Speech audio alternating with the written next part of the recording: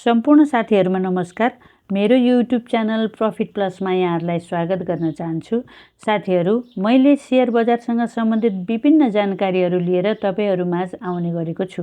त्यसैले आज पनि मैले टक्सार पिखुवा खोला जलविद्युत आयोजनाको आज 2083 वैशाख 23 गतेबाट बिक्री खुला भएको आइपिओ को बारेमा विस्तृत जानकारी लिएर आएको छु। साथीहरु, हामीहरु आइपिओ भन्ने बित्तिकै जस्तो कम्पनी भए पनि लगानी गरिहाल्ने प्रवृत्तिका छौं। विशेष गरी हाइड्रो पावर भन्ने बित्तिकै हुरुक्क हुन्छौं र लगानी गर्छौं। तर अब कम्पनी कस्तो छ, कम्पनीको हिजोको वित्तीय अवस्था कस्तो थियो, भोलिको रणनीति र योजना कस्तो छ, राम्ररी बुझ्नुपर्ने देखिन्छ। साथीहरु, यो कम्पनीको बारेमा पूर्ण रूपमा जानकारी लिनको लागि भिडियोलाई अन्तिमसम्म हेर्नुहोला है त। अब लागौं कम्पनीतर्फ। टक्सार पिखुवा खोला हाइड्रो पावर लिमिटेडले आज वैशाख 23 गतेदेखि आइपिओ निष्कासन तथा बिक्री खुला गर्दैछ। कम्पनीले आयोजना प्रभावित क्षेत्रका स्थानीय बासिन्दा तथा वैदेशिक रोजगारीमा रहेका नेपालीहरूका लागि निष्कासन गरेको आइपिओ बाँडफाँड पश्चात अब सर्वसाधारणका लागि आइपिओ निष्कासन गर्न लागेको हो। कम्पनीले जारी पुँजी 1 अर्ब 20 करोड रुपैयाँको 35.26% अर्थात् 42 करोड 30 लाख 66,800 रुपैयाँ बराबरको 42,30,668 किता सेयर निष्कासन गर्ने अनुमति पाएको थियो, जसमध्ये 12 लाख किता साधारण सेयर आयोजना प्रभावित क्षेत्रका स्थानीय बासिन्दाहरूका लागि र 3,03,067 किता साधारण सेयर नेपाल सरकारको सम्बन्धित निकायबाट श्रम स्वीकृति प्राप्त गरी विदेशमा रोजगारी गरिरहेका नेपालीहरूका लागि निष्कासन गरी बाँडफाँड पनि गरिसकेको छ। त्यस्तै कम्पनीले सामूहिक लगानी कोषहरूका लागि 1,51,533 किता र कम्पनीका कर्मचारीहरूका लागि 60,613 किता बाँडफाँड गरिसकेको छ। अब भने कम्पनीले सर्वसाधारण लगानीकर्ताहरूका लागि प्रति किता 100 रुपैयाँ अंकित मूल्यका 25 करोड 15 लाख 45,500 रुपैयाँ बराबरको 25,15,455 किता सेयर निष्कासन गर्न लागेको हो।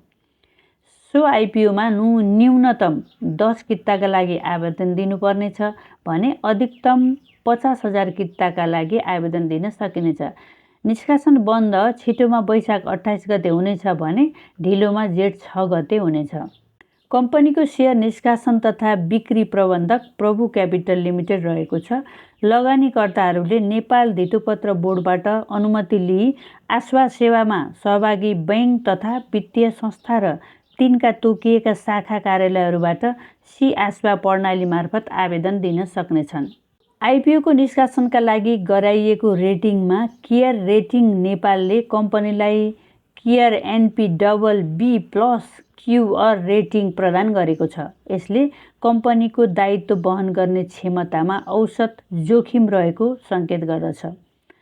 कम्पनीले सञ्चालन गरेको 8 मेगावाटको टक्सार पिखुवा खोला जलविद्युत आयोजनाको कुल लागत 1 अर्ब 88 करोड 21 लाख रुपैयाँ रहेको छ भने प्रति मेगावाट लागत 23 करोड 53 लाख रुपैयाँ रहेको छ।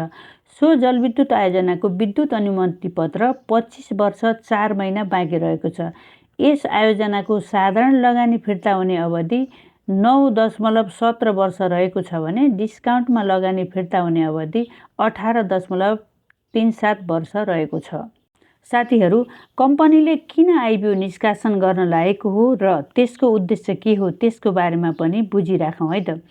कम्पनीको प्रबन्ध पत्रमा रहेको प्रावधान रहेकोले र कम्पनीको सेयर पुँजी सर्वसाधारणलाई बिक्री वितरण गरी चुक्ता पुँजी 77 करोड 69 लाख 33,200 पुर्याउन कम्पनीले आइपिओ निष्कासन गर्न लागेको हो।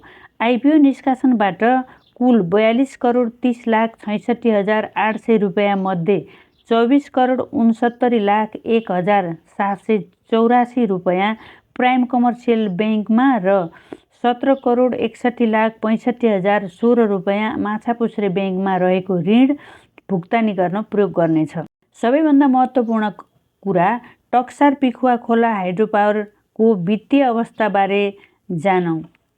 चालु आर्थिक वर्षको पुस मसान्तरसम्मको अपरिष्कृत वित्तीय विवरण अनुसार कम्पनीको प्रति सेयर नेटवर्थ 106 रुपैयाँ 8 पैसा रहेको छ भने प्रति सेयर आम्दानी 5 रुपैयाँ 25 पैसा मात्र रहेको छ। त्यस्तै सो अवधिसम्ममा कम्पनीको सञ्चित नाफा 4,72,49,000 रहेको छ। गत आर्थिक वर्षसम्म कम्पनीको वास्तविक सञ्चित नाफा 59,29,000 रुपियाँ थियो। सो अवधिसम्ममा कम्पनीको नेटवर्थ 100 रुपियाँ 66 पैसा रहेको थियो भने प्रति सेयर आम्दानी 72 रुपियाँ ऋणात्मक थियो।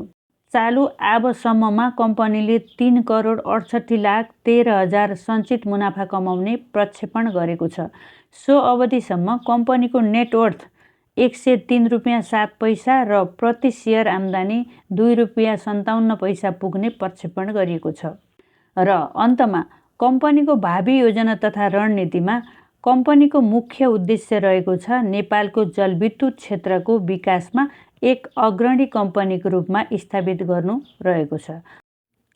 हवस् त साथीहरू, यो टक्सार पिखुवा खोला हाइड्रो पावरको बारेमा आज यति नै भन्न चाहन्छु। र यो भिडियो हेरेर तपाईँहरूलाई कस्तो लाग्छ, जस्तो लाग्छ त्यस्तै कमेन्ट गरिदिनु होला र लाइक र सेयर पनि गर्नुहोला। र यस्तै जानकारीमूलक भिडियोहरू तपाईँहरूमाझ लिएर आउनको लागि र तपाईँहरूले जानकारी प्राप्त गर्नको लागि मेरो यो प्रफिट प्लस च्यानललाई सब्सक्राइब पनि गरिदिनु होला। हस् त, धन्यवाद।